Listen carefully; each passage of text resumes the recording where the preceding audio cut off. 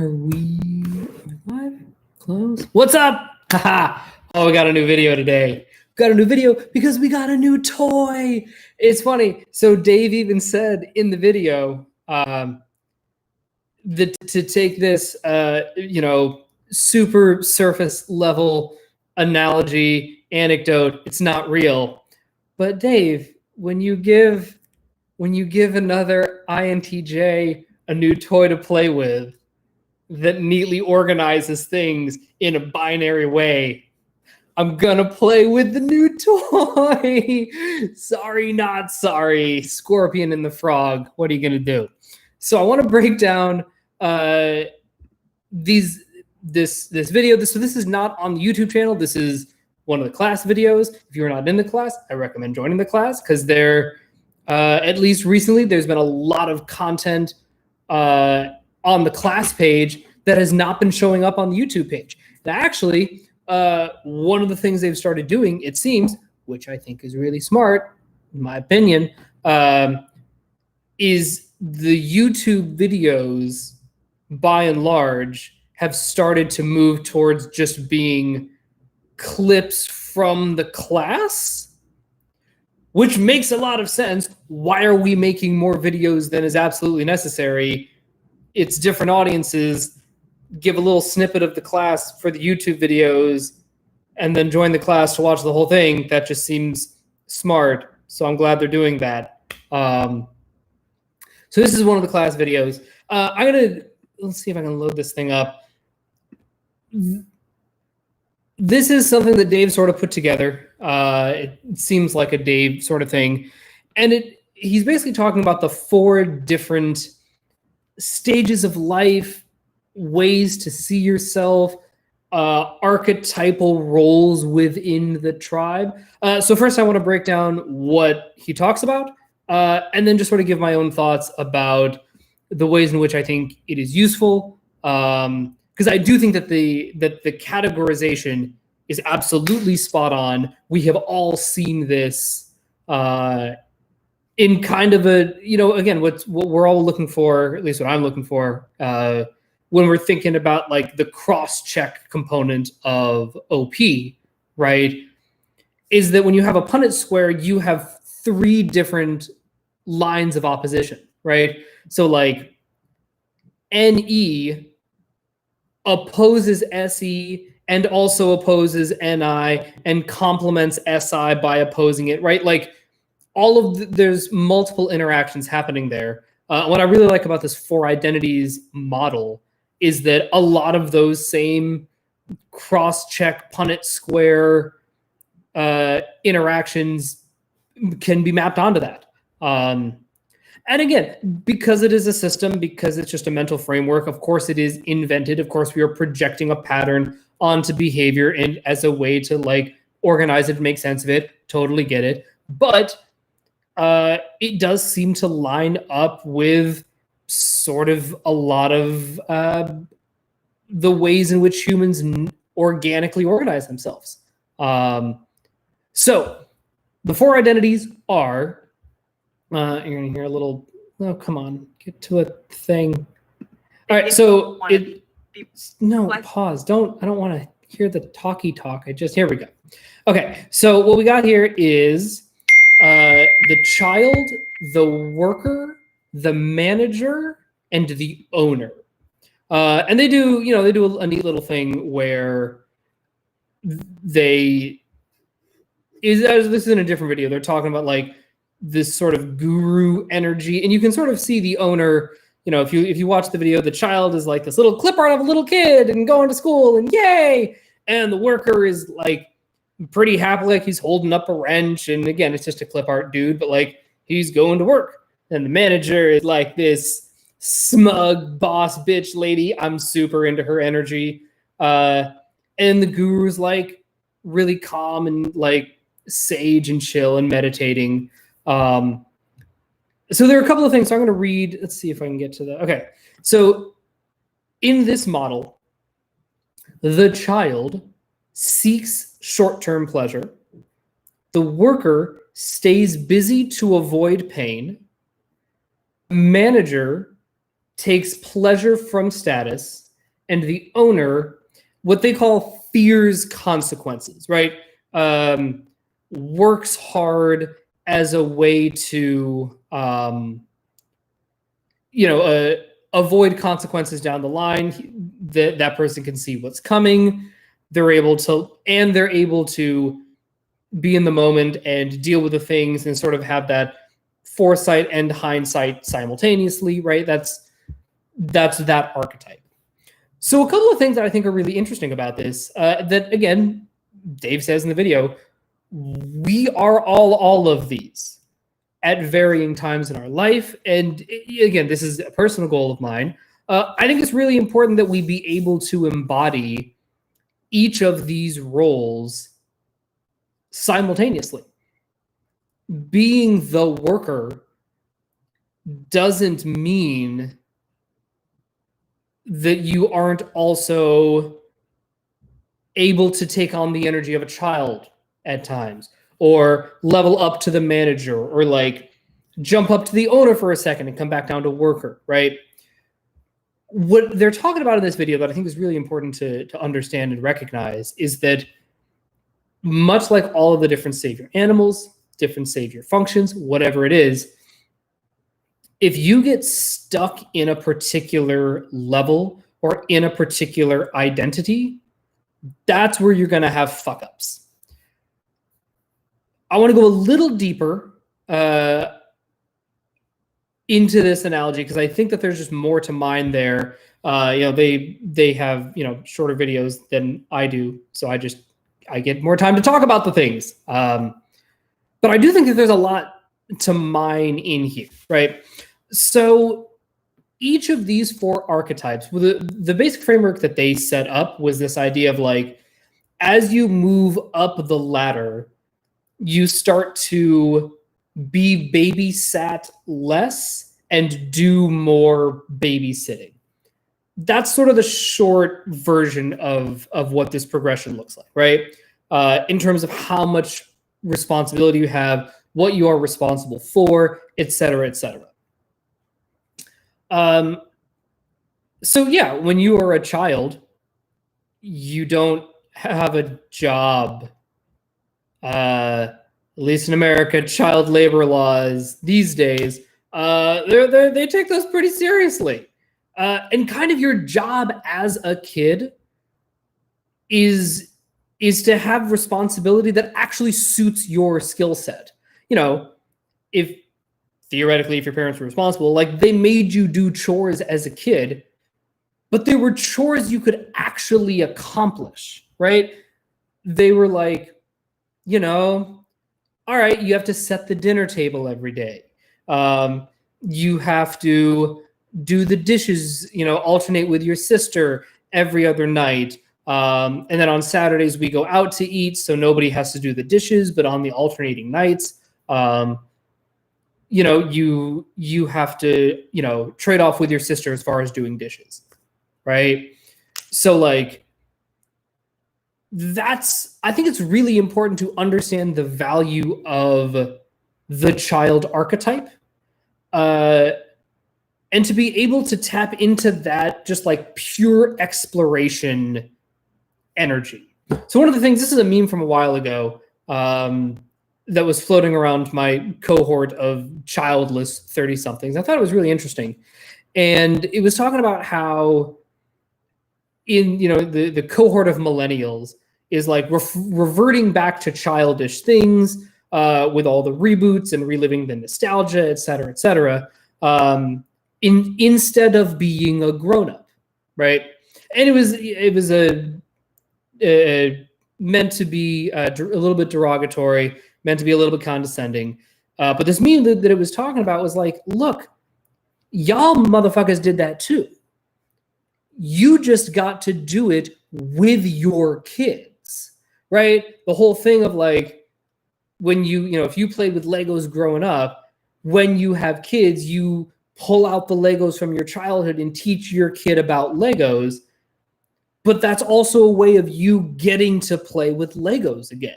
I don't know if any of you watch the show Sons of Anarchy. It's a great show. But there is sort of the house band called the Forest Rangers, and the soundtrack of Sons, it takes place in whenever the show, contemporary 2008 to 2014, but all of the music and all of the vibe of the show, it's all like classic rock, southern rock, a lot of songs from the 70s. Again, because it's about a biker gang and that this easy rider sort of counterculture vibe. And so this house band, these are all guys who, when they were making these songs, this is again 2008, whatever, these are all like boomer dudes who were, playing in garage bands in the 70s and just like rocking out to Led Zeppelin and Creedence, man. And what they talk about is the reason why that project was so fulfilling for them, and getting to, be on, they weren't on the show per se, but that was sort of like they were the studio musicians who did a lot of the covers for the soundtrack, right? They did like Dylan's Watchtower, Dylan/Jimmy. They did the main theme song. They did Fortunate Son. Like they did a bunch of these songs, right? And what they're talking about is they're like, this was so cool to be a part of because this is the shit that we used to do. Like these are the same songs that we would jam out in back in 1974. But like we weren't good at guitar then. Like we just hadn't, like we'd been playing for a couple of years because we were idiot teenagers. But now that we're good at guitar and drums and fucking know how to be a band and understand production, understand the rehearsal process, we get to relive our childhood in a really legitimately meaningful way. Because they could take all of their, Ira Glass talks about like the talent gap or the taste gap, whatever he talks about it, where it's like the reason why a lot of young artists burn out so quickly when they're younger is that they have unimaginably good taste and they see the gap between the content they're creating and the work that they're consuming, and they don't see how to cross that gap, right?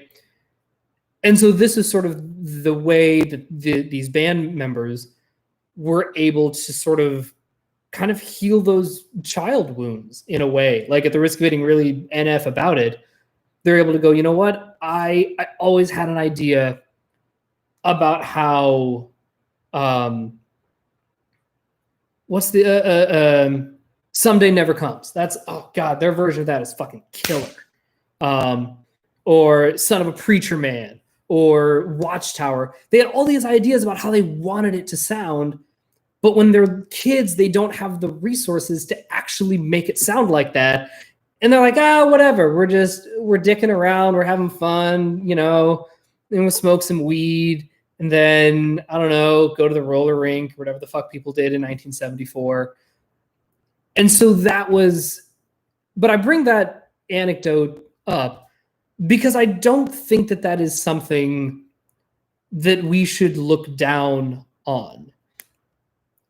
We should look down on, like, the realms in which you have responsibility. You cannot behave childishly, right?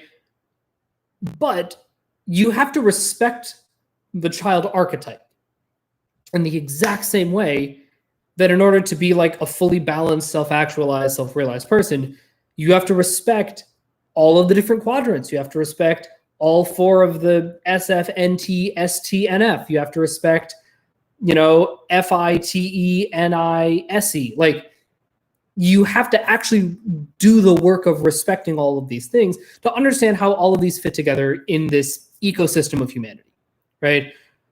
So my take on the child is, yes, the child's role is to seek short-term pleasure. As an adult human, that cannot and should not be your only goal. That would be terrible. But if you have ownership over so much of your life, right? Or if you're a manager of a lot of things, finding ways to deliberately and consciously and mindfully do those child things and seek that short-term pleasure, that's going to make it so much fucking easier to actually sustain the ownership. Because again, the goal in all of this is just balance. And, you know, spoiler alert, I am going to kick the ass of the owner archetype a little bit, because I think that there is a way to go too far with that too. But next, so we talked about the child. The child seeks short-term pleasure, and certainly when you're a kid, like just developmentally, that's just not where you're not at a place where your prefrontal cortex can do the kind of planning that it needs to do to be able to like have foresight. That's just like it's a biological thing. So then we move into the worker. I have a really soft spot for the worker archetype. I fucking love the worker archetype. I think it's great. I think it's really, really, really important that we understand what this worker archetype does and how it serves the ecosystem. And this is, I don't know if this was deliberate or not, but like all of these people in the little clip art things, like they're all pretty fucking happy. Like the child's obviously really happy, like elated. The worker is smiling. The manager is smiling. The owner, he's not smiling, but there's like a contentness about him. Like I'm vibing it. I get it. And I think that that's a really important signal to send, that you can find happiness in all of these archetypes. So the worker stays busy to avoid pain. Boy, do I feel that. In a lot of ways, I don't think that that is necessarily an unhealthy way to go. Because here's the thing. If you are in too much pain, and if you're aware of too much pain too often, and you don't have that worker muscle, you're going to stay in a really painful place for a lot longer than you actually need to.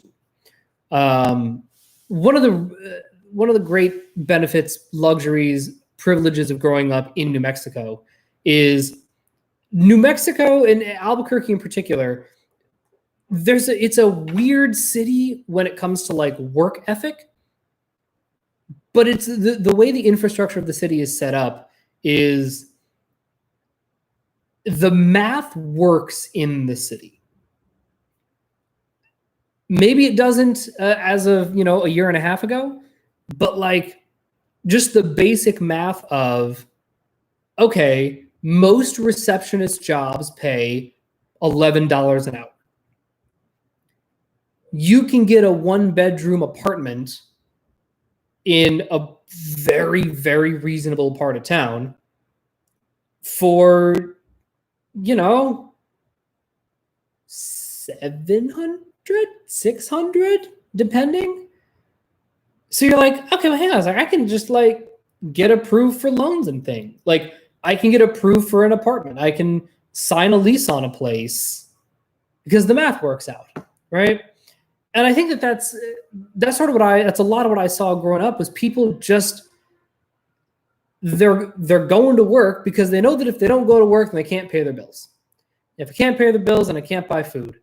And then my kids go hungry, and then I go hungry, and then my wife is pissed at me, and it's a whole fucking thing.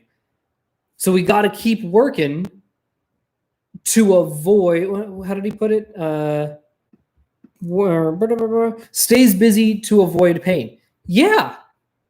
Look, and as far as that, like, keep your head down, Mike Rowe kind of ST attitude. Oh my God, of course that's how that maps on. Okay, great.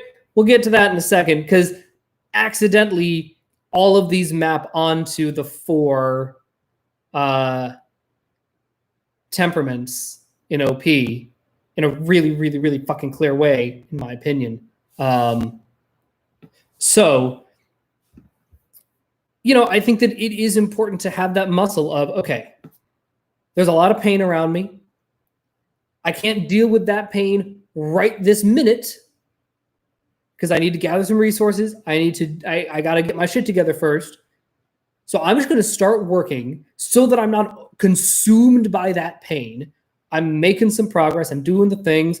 I'm checking in on the pain. I'm aware of the pain. I'm not pretending the pain isn't there, but I'm not letting myself be overwhelmed by it. And I'm going to keep my head down and I'm going to stay busy so that I can actually get some shit done for a second, instead of just like, well, I guess I'm just going to curl up on the couch and cry for an hour because fuck existence, right? It's no good. And so I think that that's a really important muscle to work. Here's the downside of that is if you don't do the second half of that, if you're like, I'm going to stay busy to avoid pain forever so that, it's like, I'm going to stay busy so that I can pretend that pain isn't real, or that I can pretend that everything is fine. That's no good, because the institutions above and below you, they're going to kind of fall apart, right? They are going to evolve. They're going to change, maybe on the timeline that's convenient to you, maybe not. And we talk about sort of as you move up, the more people you have to babysit. But when you're in this middle sort of worker, and we're going to get to manager in a second, but this middle worker manager, it's a really interesting spot because you are very much living in the middle. You are babysitting, right? You are taking care of others. And if you're a worker and you're a provider, whether it's you're taking care of your kids or you have a couple of direct reports, people, you have an assistant at work, whatever, that is somebody for whom you are responsible. But you also have infrastructure above you helping fill in your own gaps. And I think that, if I'm being honest, I think that's kind of a beautiful thing when it works. I think it's great.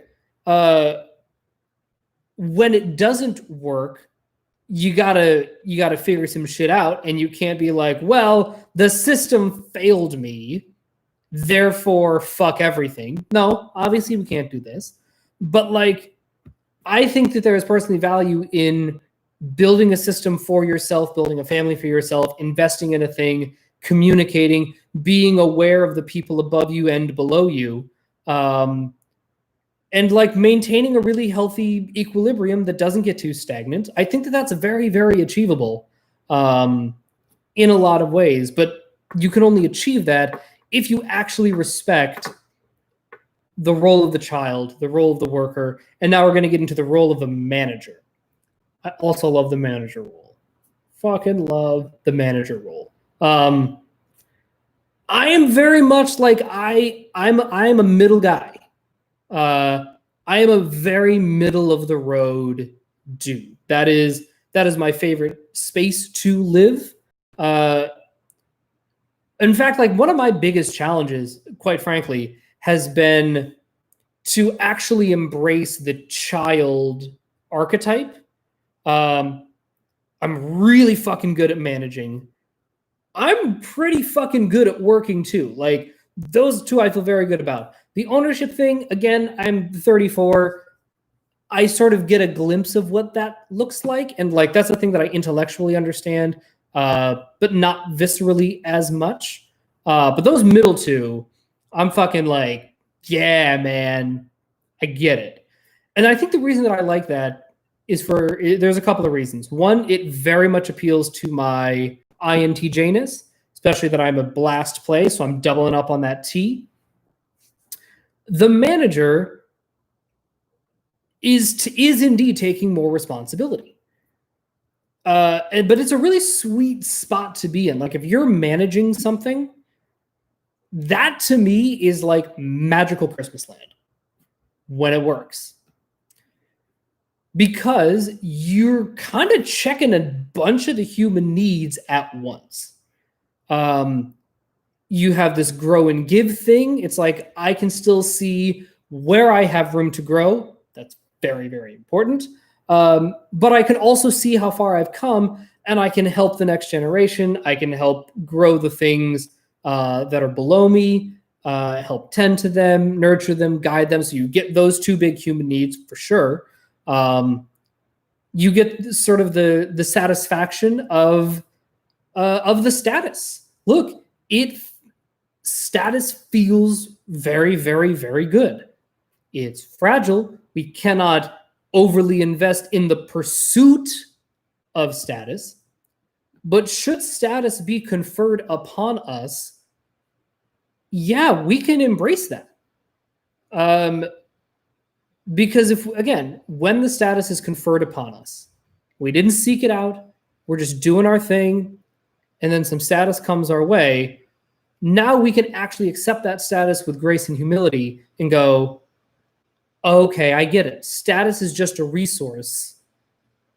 So I'm going to use this resource to make the world a better place, to help fill in the gaps elsewhere in the organization that I couldn't when I didn't have this status. But now that I have this status, great. Now I can fill in these gaps. Now I can see. That's sort of what I did when I, became I was never the owner, obviously, of the company, because I didn't own the company. But I very much was like the manager for all the different offices. I talked to all the different departments and everything. And what I loved about that is because I had been the tutor child person, right? Like the brand new tutor. And then I had been the worker tutor who was like going in, doing a bunch of the work, learning the whole system and the culture and the whatever. And then finally I get to a managerial position. I can say, okay, here's what doesn't work for the tutors.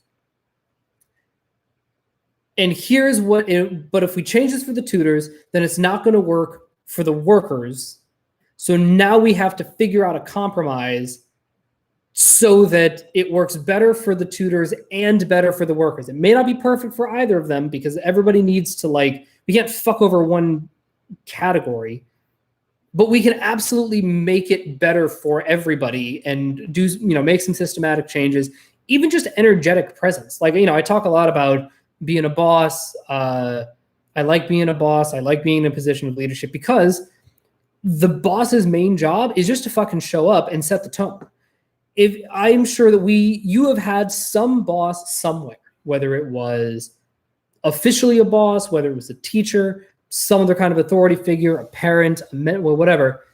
And when they show up, when they're in the room, shit just gets done. And nobody has any fucking idea how it gets done, but you'll just show up and magically, it really does feel like magic when you have a really good leader in the room, and you're like, oh wow, we just God, did we just get through all of Act 1 in 2 hours? Did that just happen? That was kind of working. Oh shit. Here's the problem. The best manager should be invisible. The best manager should be invisible. You should have, if your boss is doing their job, you should be oh yeah, when things are going well, you're like, oh, I guess I have a boss. I don't know. I'm just doing my thing. Things just seem to be working. And then when something goes wrong, you're like, oh right, something has gone wrong. I know who I can talk to for this. Right.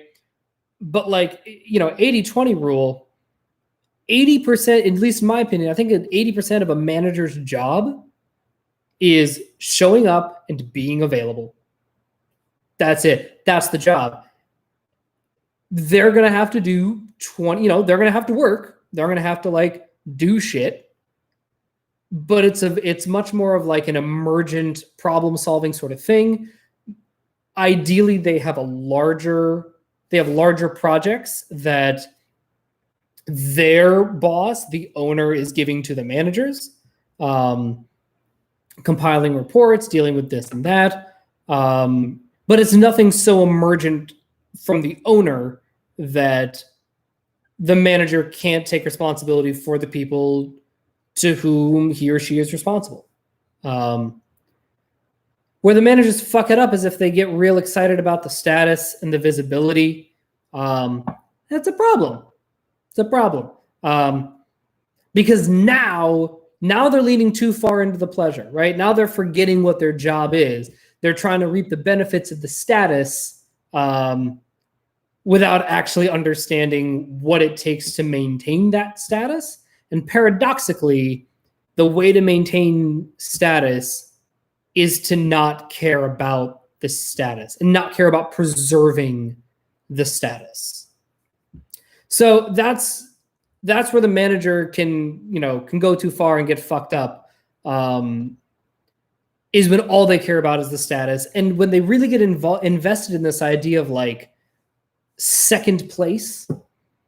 Second place sucks when there are two people competing, but second place is fucking awesome when there are 1,000. So, depending on what perspective the manager has, what perspective the manager can have, that's where if you're in that manager position, whether it's your place in life, at your job, one of your jobs, whatever, that's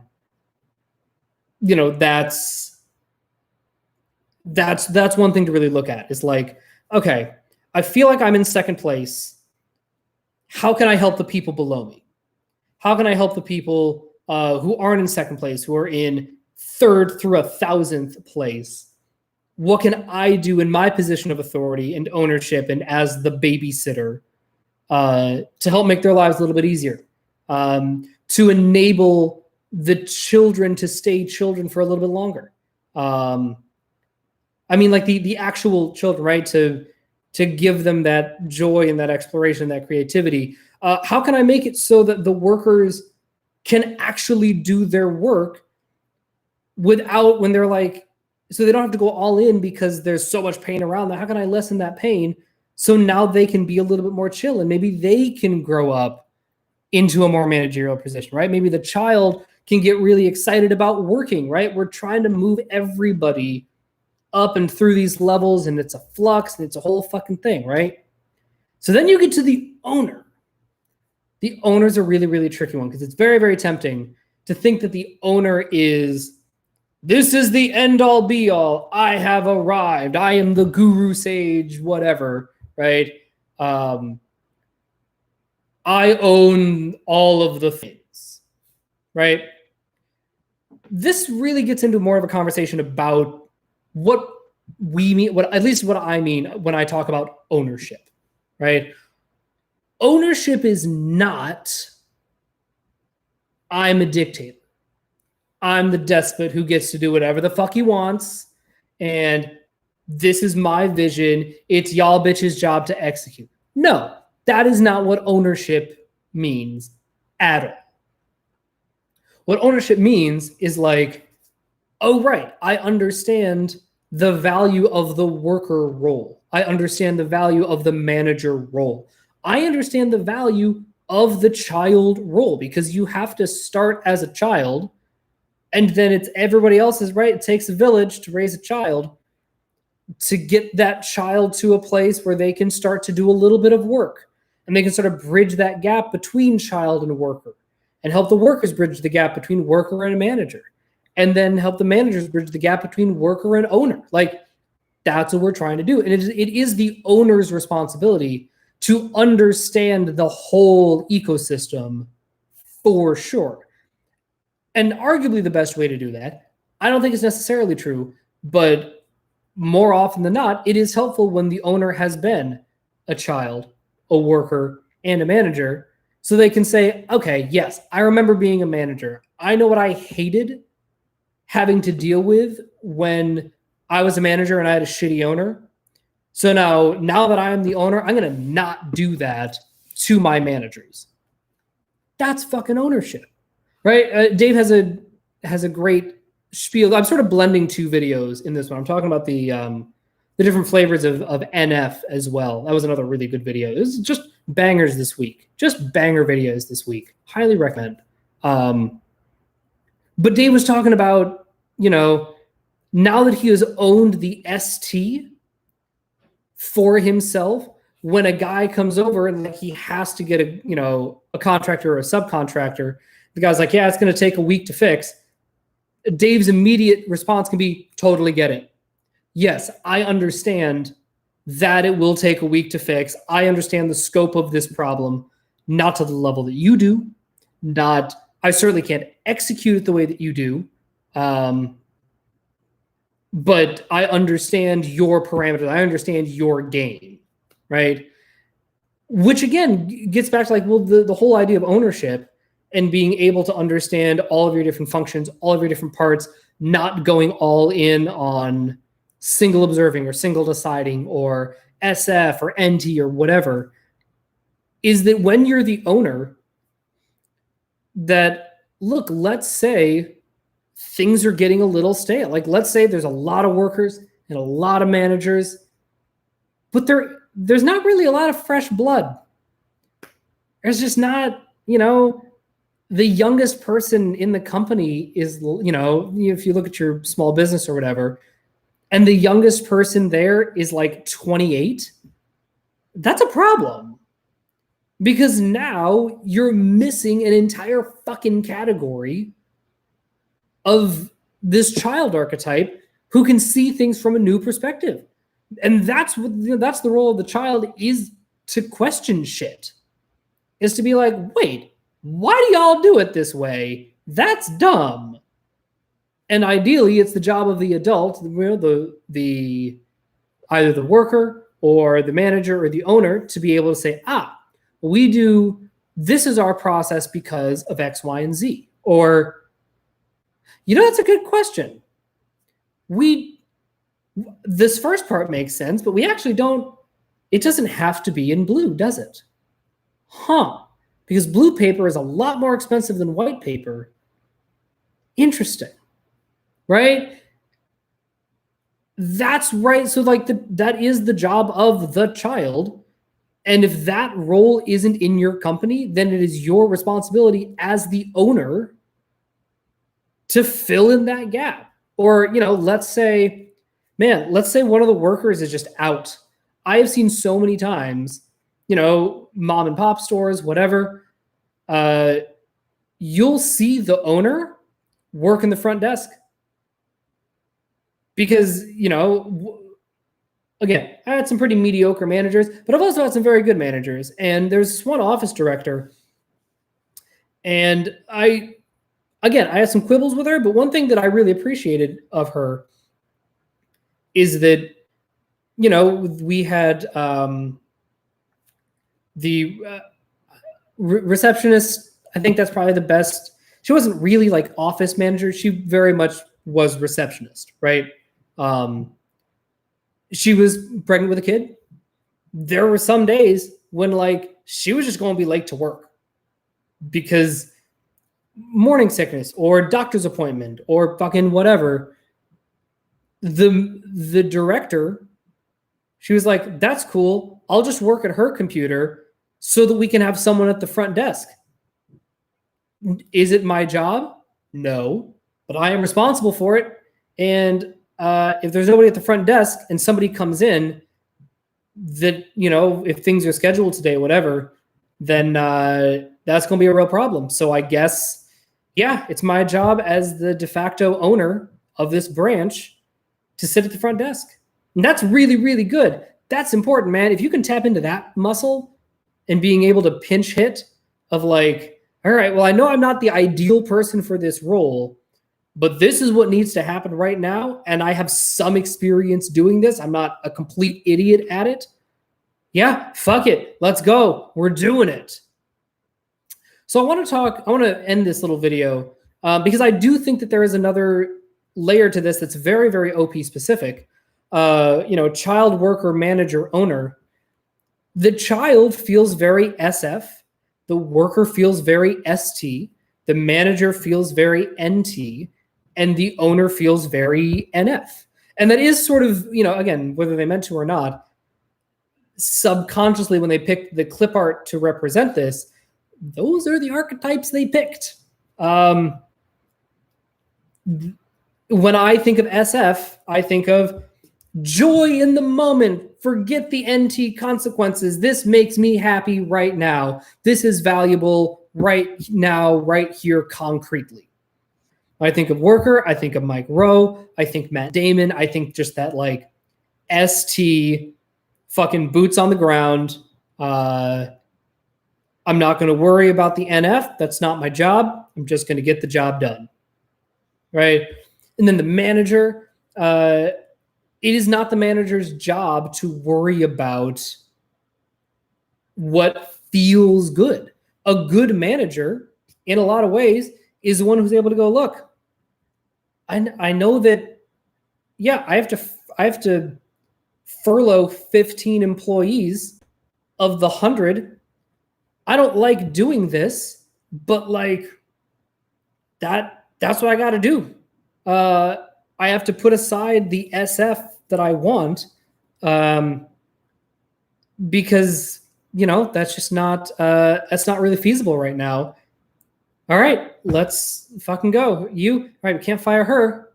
She's great. This one, I mean, her numbers aren't great. I don't know what to fucking say, right? So like that's the manager role. That's the NT detached, robot algorithm dude. And then the owner, yes, absolutely responsible for the NF, for sure, right? The overall vibe, the mood, the culture, being able to pinch hit, seeing the whole board, right? Absolutely. But again, I have seen many an owner, again, debatably a bad owner, who just doesn't do the work. They're like, well, there's work that needs to get done, and you're the only one who actually knows how to do it. We have 4 people to do 5 jobs, but if you do something, you can do one of the jobs and we'll all get it done. And the owner will just be like, nope, meh. No, I don't have to. I'm in charge. You guys figure it out, divvy up the work among you. And you're like, well, that motherfucker, God damn it. Right? So in addition to all these mapping onto the quadras, I think it's really, really important to understand that you can adopt and own all of these identities well and also poorly. So I'm going to end on this. Being a good child means understanding the role of the manager. It's being able to go, okay, yes, my job is to have fun. Right now, my job is to question boundaries. My job is to shake things up. My job is to inject silliness into the room.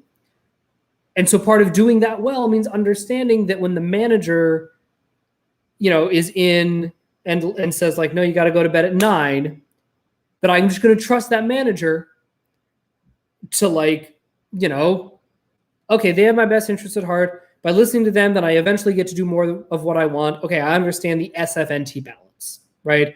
That's being a good, I'm not saying being a good kid, but like embodying the archetype of child in a healthy way, right? Same with the worker. Being able to go, look, there is a greater vision that I'm tapped into, but that's not my primary focus. My primary focus is to execute the vision of somebody else, but I respect the idea of vision. And if my vision doesn't align with the work that I'm doing, then I need to acknowledge that. But, it's not about running away from something. It's about saying, I'm working towards a larger whole that I don't see every day, but I'm going to trust that it's there. And I'm going to just keep on moving through, because I'm trusting that the end goal will be worth it. I think it's a very healthy attitude. And then the manager, again, this is me talking to my own saviors. Like, dude, lighten the fuck up. Like, being a good manager means being able to embrace novelty and embrace the SF and being able to go, oh yeah, you know what? Here's what we're gonna do. If we hit our deadline by 3, then I'm gonna order pizza. Or if it's like we have a big project due, at 3 o'clock that we all have to submit for fucking whatever, and it's on a Friday, then what I might, as the manager, do is I might say, all right, 9:15 morning meeting, circle up. Based on these numbers, we're looking real good. If we get this done by 3, it has to be done by 5. But if we get it done by 3 and we could submit this early, I'm ordering pizza. Pizza party for the last 2 hours of work. Enjoy yourselves. Don't get too drunk. If you do get too drunk, don't come to me. HR is still here. But yeah, we're going to make it. We're going to do it. And then at noon, the boss calls in the order for the pizza, right? And like, it's a thing, right? That's what a good manager does, is they're able to balance, all right, here's the work we need to get done, and here's how we can have fun doing it. Here's how we can balance the SF animal wants with this abstract, logical, this is the job, worky work, whatever, right? And, you know, honestly, the job of the owner, being a really good owner, just means being willing to do the ST when you have to. Seeing the vibe, seeing the mood, you know, because the NF kind of has one foot in the manager role and one foot in the child role. But the owner can often get very detached from the worker. And so reinforcing that connection and doing that explicitly is really, really, really important. And on the flip side, right, the worker, if the worker isn't clear about what the NF vision that he or she is working towards is, that's going to fall apart. And so the worker has to take responsibility for the NF, right? Because again, the worker has one foot in the child realm with the S and one foot in the manager realm with the N. But there's a distance between the worker and the owner. And so it is on the worker to check in with himself or herself, or, you know, depending on, you know, maybe they have to use the manager as the middle person, but going to the manager and saying, look, I'm going to work every day. I'm doing this every day for 3 months. I'm not complaining, but I'm just not sure where we're going. And then the job of that manager is to go, I totally hear you. I've been talking to corporate. This is the direction that they're moving in.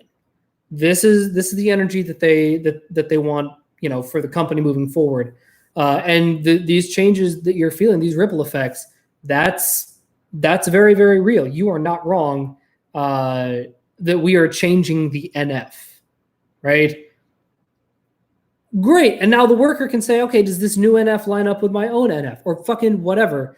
The point is that this isn't it's bad to be child, best to be owner. You can be all of these archetypes well, or be all of these archetypes poorly, much in the same way that NF isn't better than SF and ST isn't worse than NT or fucking whatever. What matters is how you use them, how you're able to see the whole board, how you're able to respect, you know, each of the different archetypes and how they fit into the ecosystem and how you can nurture them, and, you know, taking ownership holistically of, yes, I respect all of the different quadrants. I don't necessarily need to do all of them all of the time, but I have to be able to pinch hit in one of them or the other. You know, if I'm the worker and the child, the intern at the company is like, what the fuck are we even here for? This is dumb. Then the worker has to be like, well, the owner is very far away, and so is the manager. Well, even though I'm the ST worker, I have enough of an understanding of the NF to be able to fill that gap momentarily for this intern. I can't be doing that all the time, but right now, that's what's needed. That's what I'm going to do. All right, that's all I got for today. Thank you guys for watching. I'm very into these 4 identities. I think there's a lot of depth here. I think it is absolutely worth digging into. And I would love to hear your comments below. So leave me a comment below. Be sure to like and subscribe, and I will talk to you guys later. Bye!